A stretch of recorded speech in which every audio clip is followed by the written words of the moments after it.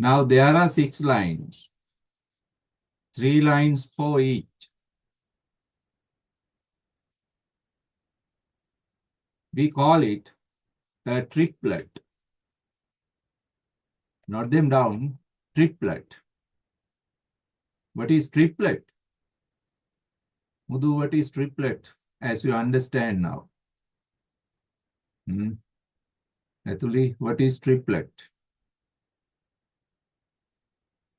Yes.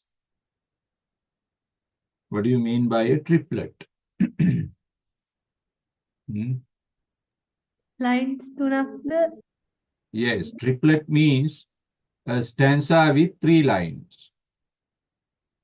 A stanza with 3 lines. Now, how many triplets are here? How many? Two. 2 triplets. Yes, very good. 2. This is one. This is another. Learn these words. You need them. Now that is some introduction to this poem. Some introduction to this poem. Okay.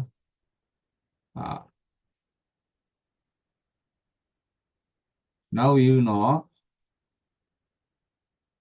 this poem has 2 triplets. Each triplet has 3 lines. This is a short poem. Short poem. Lyrical poem. Lyrical. What is lyrical? Write down lyrical. Lyrical poem. What is lyrical? Musical. Musical. There is some music, melody. Now you learn stanza, verse, triplet, lyrical.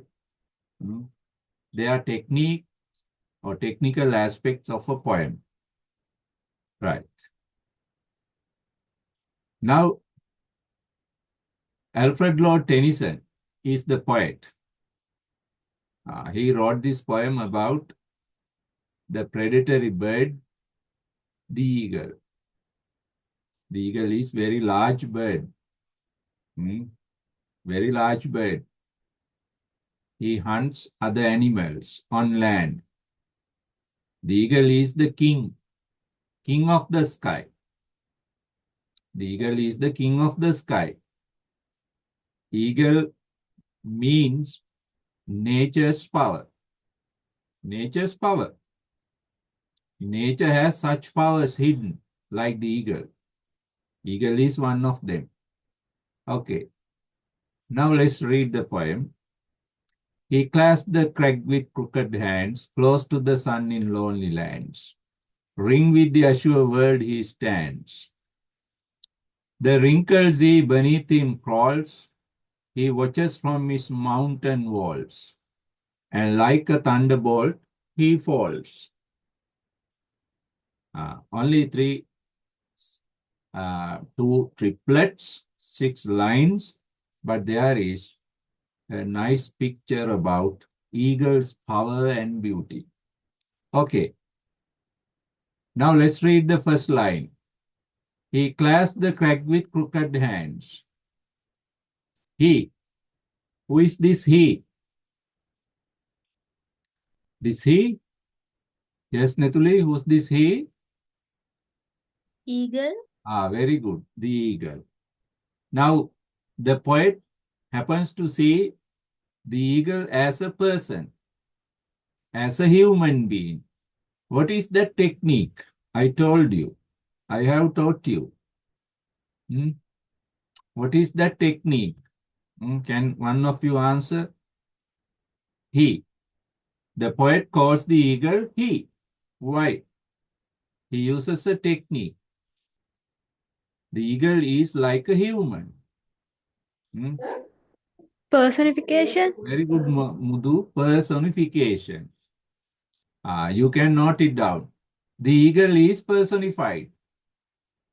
The eagle is personified. Annotate, put notes by the side of your poem. Eagle is personified.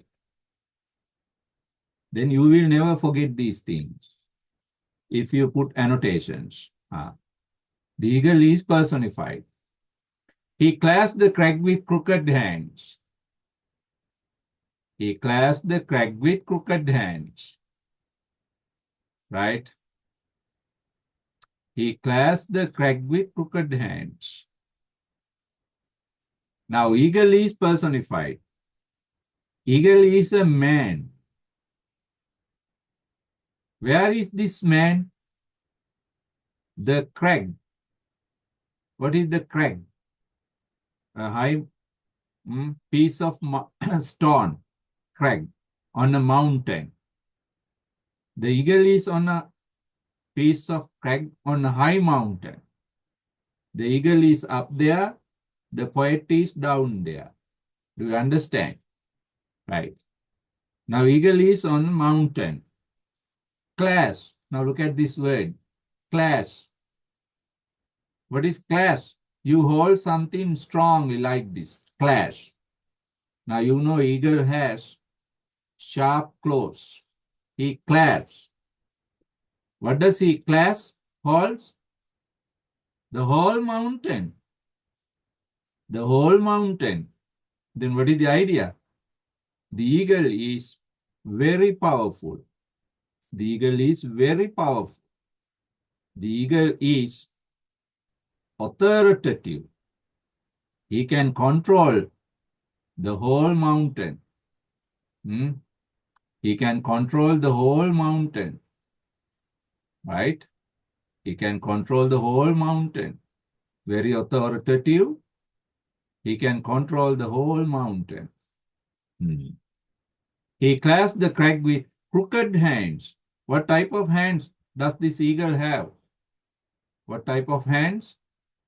Crooked hands. What is the idea of crooked hands? What is the idea of crooked hands? Yes. Ugly. One idea. Ugly. One idea is ugly. Crooked hands. Another idea. Crooked hands. Violent. Violent. Another idea. Very wicked. Wicked. Wicked hands. Violent, wicked. Now, these are the hands this man eagle has. Now, what is the image? The eagle is, what is the picture? The eagle is very powerful man with ugly, violent hand, and he controls the whole mountain. He keeps the whole mountain under his control, under his authority. This is how Tennyson describes the eagle. This is how Tennyson describes the eagle. He clasps the crag with crooked hands. That is the picture, right? Now, the second line. Let's go to the second line. Now, in the first line, there is some nice sound devices. There is some nice sound device technique used by the poet, right? How many sound devices have I taught you? How many sound devices have I taught you? Yes, tell me. How many sound devices? You have to refer to your previous notes. Tell me one sound device. Yes, Devmi. One sound device. Simile. Simile. Devmi, sorry. Simile is not a sound device. Yes. Assonance. Assonance. Very good. Netuli, tell me another one. Onomatopoeia. Onomatopoeia. Very good. Mudu, another one. Alliteration. Very good. Right. Now here, there is a nice example for alliteration. There is a nice uh, example for alliteration. What is it? Yes. Example for alliteration. Clash, cracked, underline, crooked. K sound. K sound. K sound is alliterated. K sound.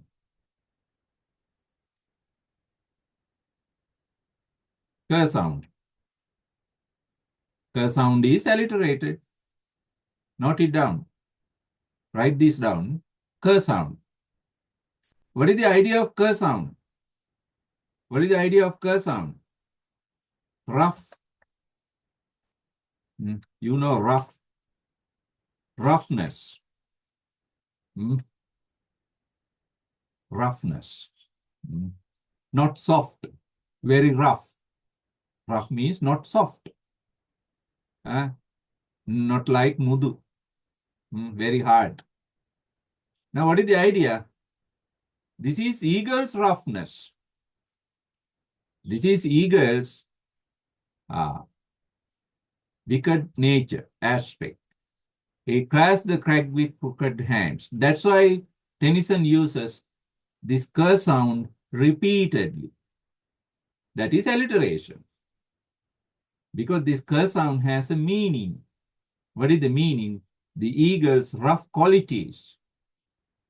The eagle's rough qualities, rugged aspects, rugged or rough aspects are implied here, especially his hands, eagle's hands. Right. Then let's go to the second line of the first triplet. Okay, second line.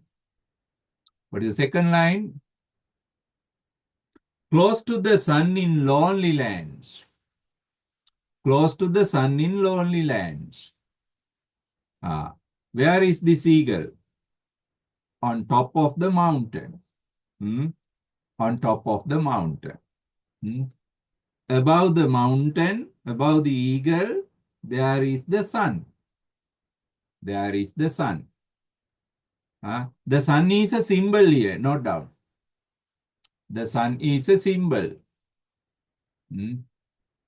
The sun, a symbol. Symbol.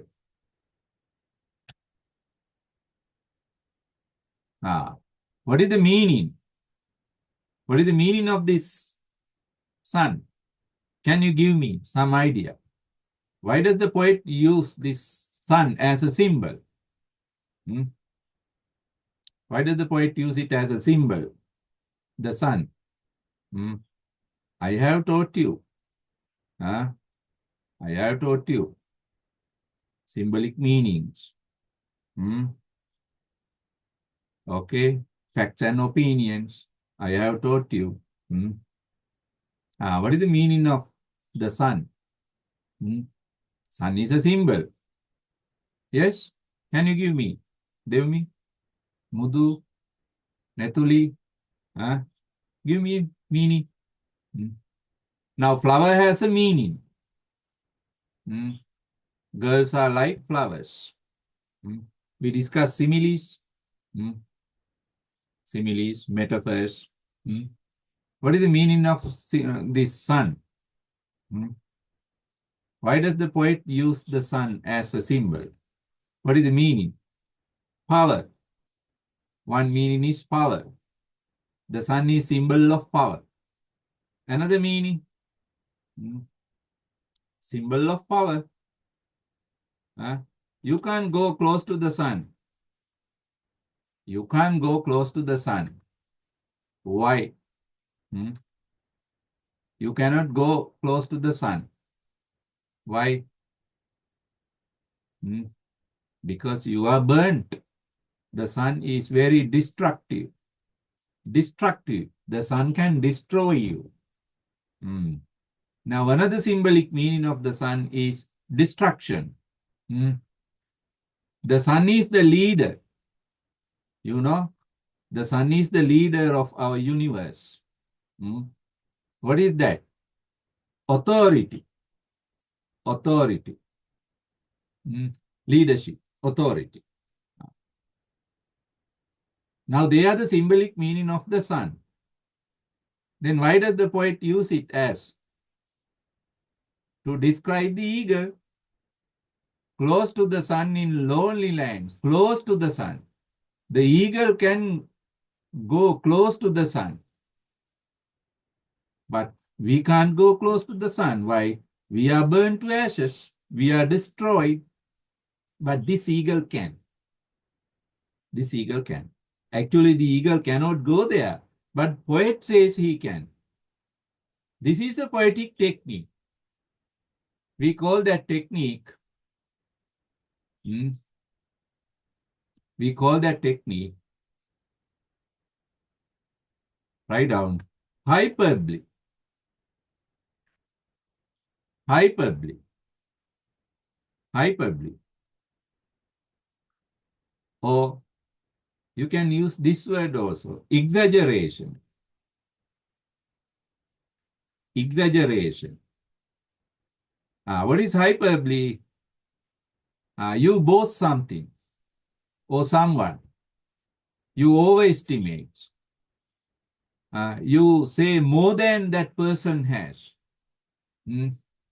Mudu is the most beautiful girl of the world. I say more than that Mudu has. Devmi is the most intelligent girl of this world. Mm. Right? There are no other girls more intelligent than Devmi. Netuli is the most uh, talented girl in this world, skillful girl. What are they? They are exaggerations. They are hyperbole. Now, close to the sun is hyperbole. It means the eagle has the power of the sun. The eagle is as powerful as the sun. That is the idea. The eagle is as powerful as the sun. Note them down. Don't just listen. Please take notes in your notebook. No problem. In your notebook, take notes like this. These things are for you. For you to write down. I will give you a note, but doesn't matter. Write these things. Lonely lands. What is lonely lands? Empty lands. There are no enemies for the eagle. He is the Superman. The eagle is the Superman. He is the one and only powerful person. Right. That is the idea of the second line. There is an alliteration in the second line. Would one of you tell me? What is the alliteration? Yes. Netuli, I didn't hear you. Lonely lands. Very good. Lonely lands. L sound is repeated. L sound is repeated. Right. Now I think you have that idea. The eagle is on top of a mountain. He has very wicked hands. He is close to the sun like a powerful person. Right. Last line of the first answer. Ring with the azure world. Ring with the azure world. What is this azure world? Azure world. Can any one of you guess? What is the image? What is the picture? What can you see when you hear this word? Azure world. What is the azure world? Yes. Write down. The azure world means the deep blue sky. The deep blue sky. The deep blue sky. The deep blue sky is above the eagle. Hmm. Like what? Like a ring. Like a ring. Hmm. Now you can imagine the picture. The eagle's picture is highlighted in the background of blueness, blue color. Even this azure world is a symbol, like the sun. What do you think of? Uh, what do you think the symbolic meaning or meanings of this blue sky? Yes, guess. You have to think. Tell me. Hmm? What could be the symbolic meaning? The sky means, like the sun means. Yes, Mudu, give me one example. What could be the one symbolic meaning of the sky? The eagle is in the sky. Why does the poet use this sky, this image? What is symbolic meaning? Hmm? Yes, answer me. Symbolic meaning. You have to think. One symbolic meaning is freedom. Freedom. The sky means freedom because there are no barriers, no trees, no roads, no mountains, nothing. You can freely go anywhere in the sky if you have wings. If you had wings, you would fly freely in the sky like a bird. Now, the sky is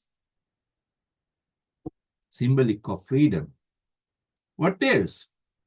When you are in the sky, you are a super person, superiority. Note them down. Superiority. Superiority. You are very higher than other people. You are higher than other people. You are very powerful than other people. What is the idea here? The eagle is a superior person. Superior person. Because he lives in the sky. All other animals, they live on land. They are not superior. They are inferior. Superior, high, inferior, low. Now that is the idea here. Even the poet is inferior to the eagle. The eagle is superior, the poet is inferior. Right. Now look at the rhyming words in this triplet. What are the rhyming words? What are the rhyming words? Can you guess the rhyming words? Yes. There is n rhyming. What are them? Hands, lands, stands. Hands, land, stands. What is this rhyming pattern? Note them down. Write down. What is this rhyming pattern? What is this rhyming pattern? Yes. A, A, A. That is a pattern. A. Now look at the second stanza.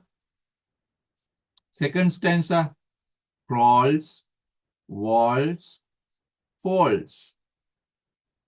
Crawls, walls, falls. Then what is the pattern again? What is the pattern again? Yes. What is the pattern? A, A, A. A. Because the same sound is used. What is the same sound? Sound. Sound. Even in the second stanza, sound is used. Right. That is a rhyming pattern. Note it down. Rhyme in pattern. Okay. Now let's go to the second stanza. The wrinkled Z beneath him crawls. Wrinkled. Very strange word. Wrinkled. The sea has wrinkles. Wrinkles. Wrinkles means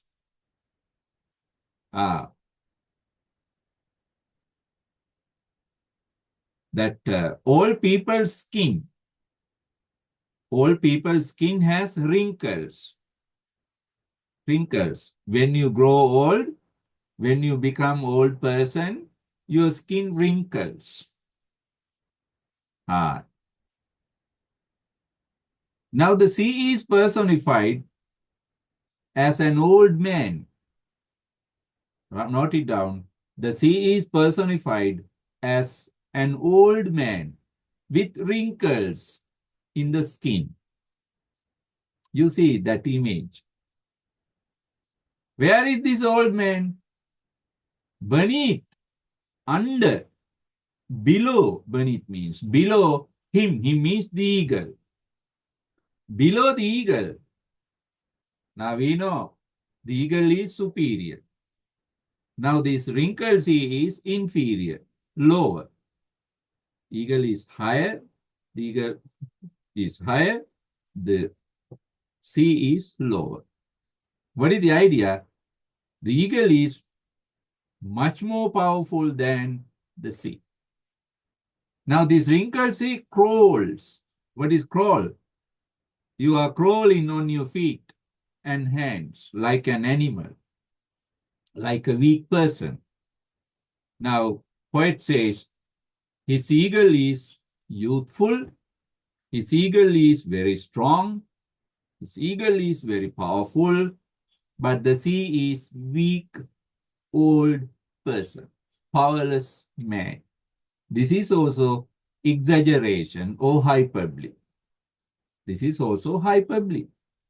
The poet makes the eagle larger than the sea. Actually, the sea is larger and more powerful than the eagle. But poet says, no, no, no, no. The sea is smaller than my eagle. Second line, second stanza. He watches from his mountain walls. Mountain walls. What are these mountain walls? Mountain walls. He watches from his mountain walls. Mountain walls. Now you know mountain. Walls.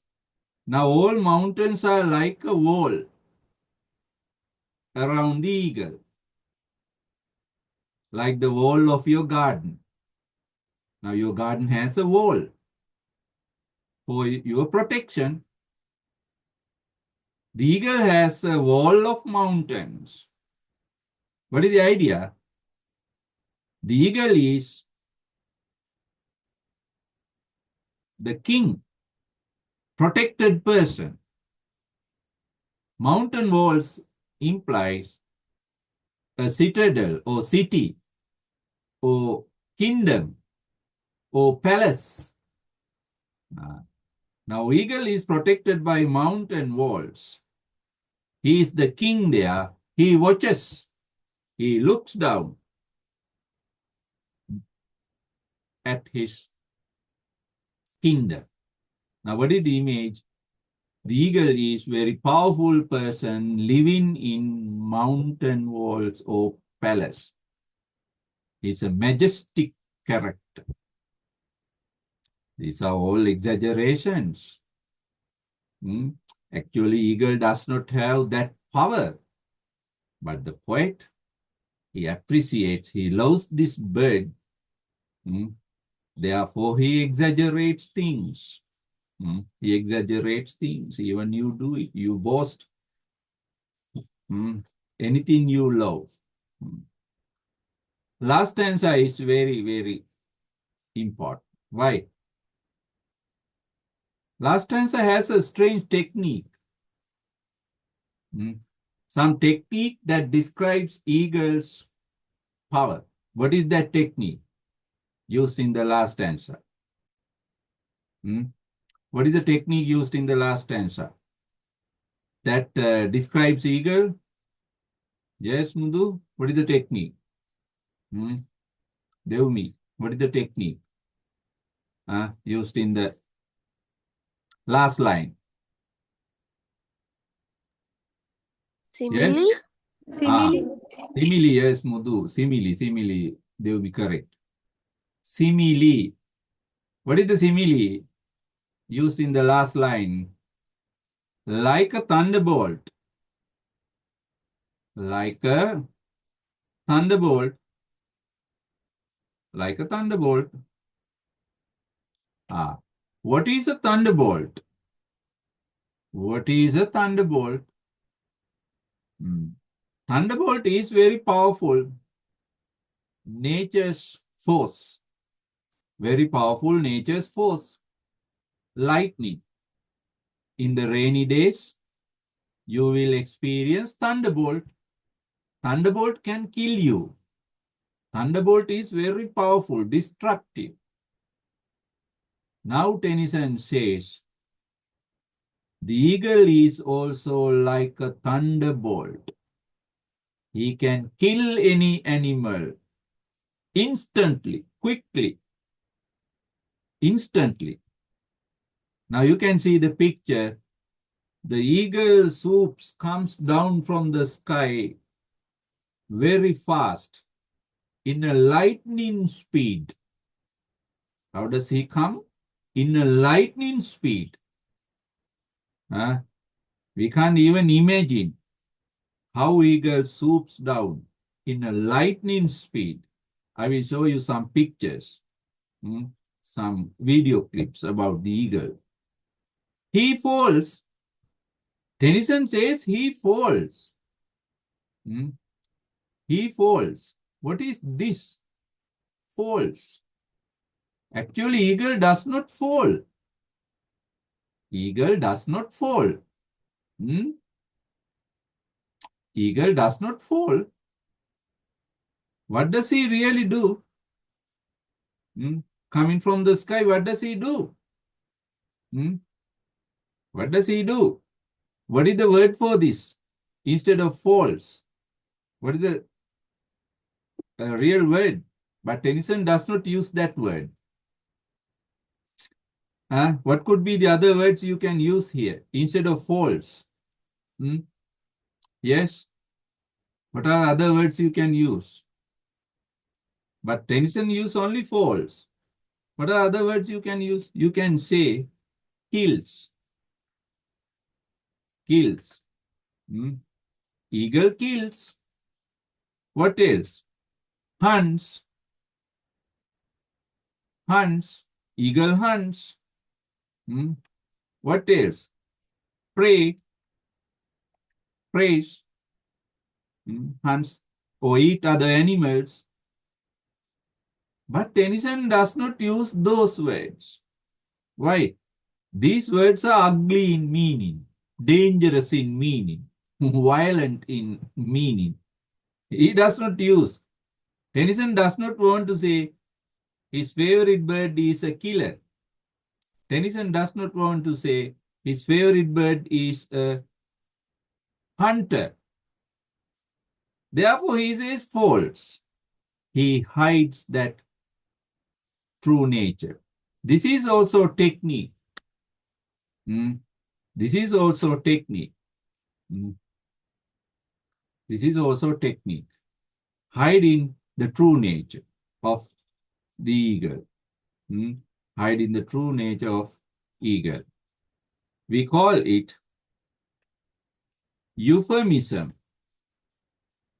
Euphemism. Euphemism. Therefore, he falls is a euphemism. Note it down. What is the idea of euphemism? Hiding true meaning. Hiding real meaning and speaks indirectly. We say Siya නැති වුණා. But we don't say siya මැරුණා. We use as a euphemism. What is euphemism? නැති වුණා instead of මැරුණා. Right. That is the idea of he falls. Tennyson does not say he hunts, he prays, he kills, because he does not want to mean that eagle is a naughty bird, killer bird, hunter. He hides that true nature and speaks indirectly about his killing nature. Actually, eagle kills other birds. Eagle kills other birds. Right. Now, that is the explanation of the poem. You can see this eagle manifests nature's power too. Like the eagle, there are many other dangerous elements, forces in nature. They come to life, they become active unexpectedly, quickly. The eagle comes to life quickly, unexpectedly. He hides somewhere else and quickly comes upon the other animals to kill them and eat them. Now, this is what Tennyson presents in this poem. Right. Now, that is the simple idea and meaning, implied meanings of this poem. Okay. Now, let's see how eagle really acts in nature. How eagle really acts in nature. Okay.